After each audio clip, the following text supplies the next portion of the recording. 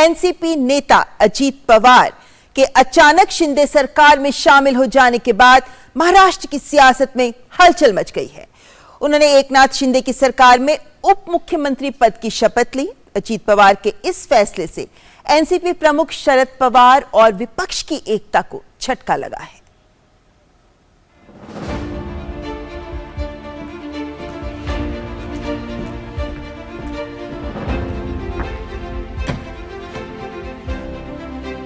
राजनीति शायद इसी को कहते हैं जिसके कयास तक नहीं लग रहे थे वो अब हकीकत में बदलते हुए सामने दिखाई दिया। दिन के मध्य हिस्से में भी किसी को कानो कान खबर नहीं हुई कि राष्ट्रवादी कांग्रेस पार्टी में बड़ी टूट होने वाली है और विपक्ष का मुख्य चेहरा सत्ता का हिस्सा बनने जा रहा है। आनन फानन में आई खबर ने सभी को चौंकाया। नजरें राजभवन में टिक गई, जहां तकरीबन 2:30 बजे एनसीपी नेता अजीत पवार ने उप मुख्यमंत्री पद की शपथ ले ली।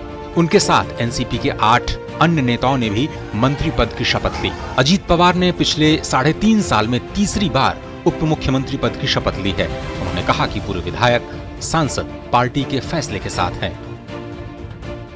पार्टी के नाते हमने ये डिसीजन लिया है और ये होते हुए पूरे विधायक हमारे साथ है, मेंबर ऑफ पार्लियामेंट हमारे साथ है, बाकी के पार्टी के वर्कर हमारे साथ है।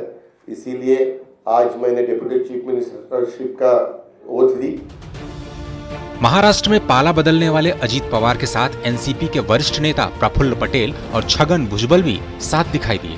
गौरतलब है कि अभी कुछ महीने पहले एनसीपी में चली उठापटक के दौरान प्रफुल्ल पटेल शरद पवार की बेटी सुप्रिया सुले के साथ खड़े थे और उन्होंने अजीत पवार की दावेदारी पर ऐतराज भी जताया था। मौजूदा घटनाक्रम एनसीपी प्रमुख शरद पवार के लिए एक झटका है और उन्होंने भी पूरे प्रकरण पर आश्चर्य जताया।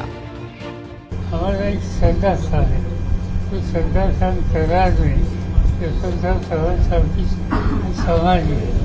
मैं कल वहाँ जाऊँगा, समाधि का दर्शन होगा और वहाँ से शुरू करूँगा पूरे वहाँ चल जाने का, लोगों को मिलने का, अपनी नीति लोगों के सामने रखने और उनका समर्थन हमारे विचारधारा को कैसे मिलेगा, इस पर मेरा ध्यान रहेगा। एनसीपी के एक बड़े धड़े के साथ आने के बाद एकनाथ शिंदे के नेतृत्व में सरकार को मजबूती मिली है।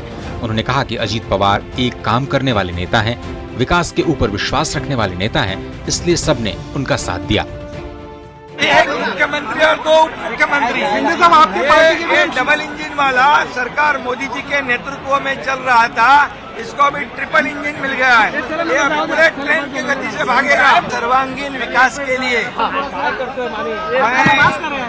मैं अजीत पवार और उनके सभी सहयोगी उनका स्वागत करता हूँ।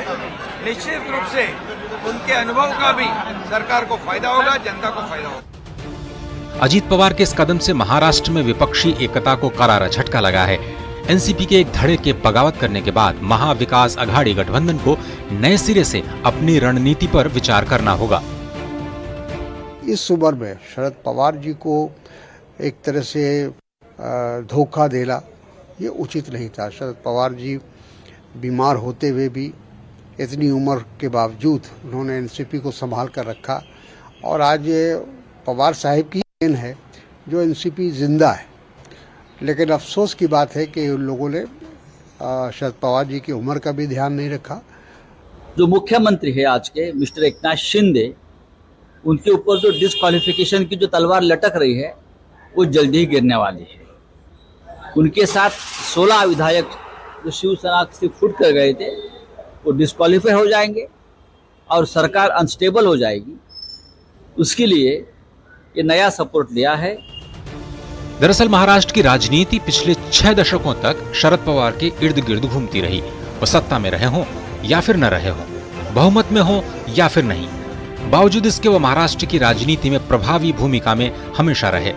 आखिर अजीत पवार ने राजनीतिक चाल से अपने चाचा को धराशायी कर दिया। शरद पवार को ये उम्मीद नहीं रही होगी कि अजीत राजनीति की बिसात पर उन्हें इस तरह से घेरेंगे। ब्यूरो इनपुट्स के साथ मुंबई से शिशिर सेलार और श्यामा मिश्रा की रिपोर्ट, डीडी न्यूज।